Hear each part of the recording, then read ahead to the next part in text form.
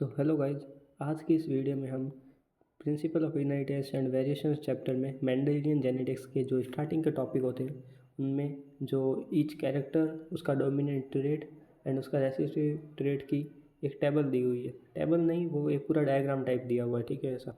तो उसको हम क्लियर करने वाले हैं, याद करने वाले हैं। कैसे कि उसने जो एक्सपेरिमेंट किए थे ना मेंडल साहब ने, तो उन्होंने सीड शेप बताया था और उसका बताया था कि वो राउंड वाला डोमिनेट होगा या रिंकल वाला डोमिनेट होगा।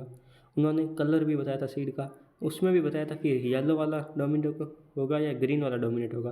तो ये पूरी लिस्ट बनाई थी 7 कैरेक्टर्स की, ठीक है। उनको याद कैसे करें कि उसमें डोमिनेट कौन सा है और रेसेसिव कौन सा है, ठीक है। तो सबसे पहले स्टार्ट करते हैं हम सीड शेप से। आपको इन सारी ट्रिक्स, सारे के सारे वर्ड्स में एक चीज़ ध्यान रखनी है। क्या? ये जो यहाँ पर रेसेसिव ट्रेट लिखा हुआ है ना, ठीक है, लिखा हुआ दिख रहा होगा आपको। यहाँ पर देखो, मैंने इस आर को हाईलाइट किया है, ठीक है। तो इसका मतलब क्या है? इस आर को हाईलाइट करने का मतलब है कि आपको हर एक रेसेसिव ट्रेट के एग्जाम्पल में आर दिखना चाहिए। ये देखो, यहाँ पर भी आर दिख रहा है, यहाँ पर भी आर दिख रहा है, यहाँ पर भी आर दिख रहा है, और यहाँ पर भी आर नहीं दिख रहा है। आर दिख रहा है यहाँ पर ड्वार्फ में, ठीक है, ड्वार्फ में आर दिख रहा है। और सबसे बड़ी बात ये है कि, और इस ट्रिक को आपको ध्यान रखते हुए एक बात ध्यान रखनी है कि आर हमेशा वर्ड के बीच में आएगा। वर्ड के ना लास्ट में हो सकता है ना स्टार्टिंग में हो सकता है। आर हमेशा वर्ड के बीच में आएगा। लिख देता हूँ यहाँ पे, ये बीच में आएगा, ठीक है। ये बात आपको ध्यान रखनी है, बीच में आएगा, ठीक है।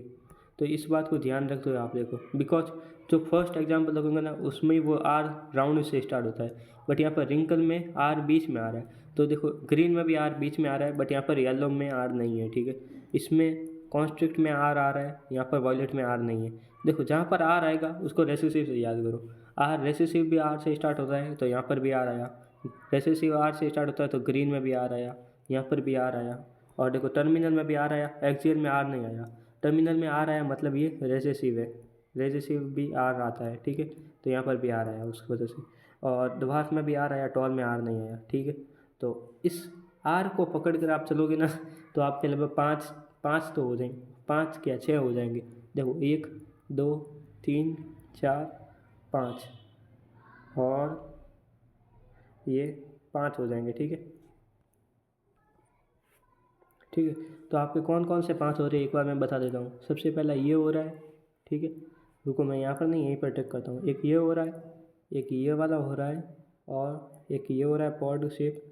फ्लावर पोजीशन भी हो जाएगा, और ये स्टेम हाइट भी हो जाएगा। तो ये 5 हो जाएंगे। किसको छोड़कर? इसको छोड़ दो आप। किसको?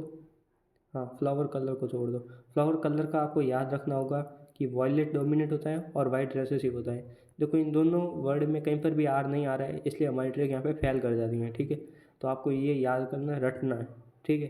हाँ, फिर भी मैं इसका ट्रिक बता देता हूँ, आपको रटने की ज़रूरत ही नहीं पड़ेगी, ठीक है। ट्रिक बता रहा हूँ, ध्यान से सुनना। वॉयलेट और वाइट। वाइट कलर क्या होता है? वाइट कलर किस चीज़ का प्रतीक होता है? ये होता है एकदम मतलब अहिंसक होता है, ठीक है। ये मतलब भोला बोल सकते हो, या फिर हाँ, भोला बोल सकते हो आप, ठीक है। भोला होता है, भोला होगा मतलब वो रेसेसिव होगा, उसको कोई भी दबा सकता है, रेसेसिव, ठीक है। उसको आप रेसेसिव से जोड़ सकते हो। वाइट कलर मतलब शांति का प्रतीक होता है ना, तो वो रेसेसिव होगा। और इसके नाम में वॉयलेट आ रहा है, वॉयलेट मतलब वॉयलेंट, मतलब ये अपना डोमिनेंस दिखाना चाहेगा, ठीक है। वॉयलेंट होगा मतलब डोमिनेंट होगा। आप इसको ऐसे जोड़ के याद कर सकते हो, बाकी तो आप रट लो या फिर ऐसे याद कर सकते हो करने को, ठीक है। और ये भी हो गया, मतलब सीड शेप भी हो गया, कलर तो हो ही गया, फ्लावर हो गया, ये अभी अभी निपटा दिया इसको। शेप भी हो गया, फ्लावर पोजीशन भी हो गया, ठीक है। स्टेम हाइट भी हो गया, ड्वार्फ में आ गया था, ठीक है। अब बस पॉड कलर को यहाँ पर मैं एक्स्ट्रा से बता दूँ कैसे, कि आपको बस याद करना है। इसमें कोई ट्रिक नहीं है, आपको याद करना ही पड़ेगा कि पॉड कलर क्या हो सकता है। इसमें डोमिनेट ग्रीन वाला होगा, रेसेसिव येलो वाला होगा। ये चीज़ याद कर लो। देखो, पूरी टेबल में मैंने ना सिर्फ एक चीज़ याद करने को बोली। कौन सी एक चीज़? वो एक चीज़ है पॉड कलर। बाकी आपको मैंने हर चीज़ का ट्रिक बता दिया है याद करने का। आर वाले को पकड़ के देखो कि बीच में आर आना चाहिए, नाम के बीच में आर आना चाहिए, स्टार्टिंग में नहीं, स्टार्टिंग में नहीं, लास्ट में नहीं, बीच में आर आना चाहिए, ठीक है। बस इस पॉड इस फ्लावर कलर वाले को देख लेना कि इसमें वॉयलेट है, इसमें देखो आपको कन्फ्यूज़न होगी भी नहीं, क्योंकि आर है ही नहीं, आर नहीं है इसलिए आप वो भी नहीं सोच पाओगे कि यहाँ पर कौन रेसिसिव होगा या नहीं होगा। आर नहीं है तो आप सीधा फिर वॉयलेंट को याद रखना कि वॉयलेंट एंड वाइट, ठीक है, और इसको अलग से रखना याद। Okay, done.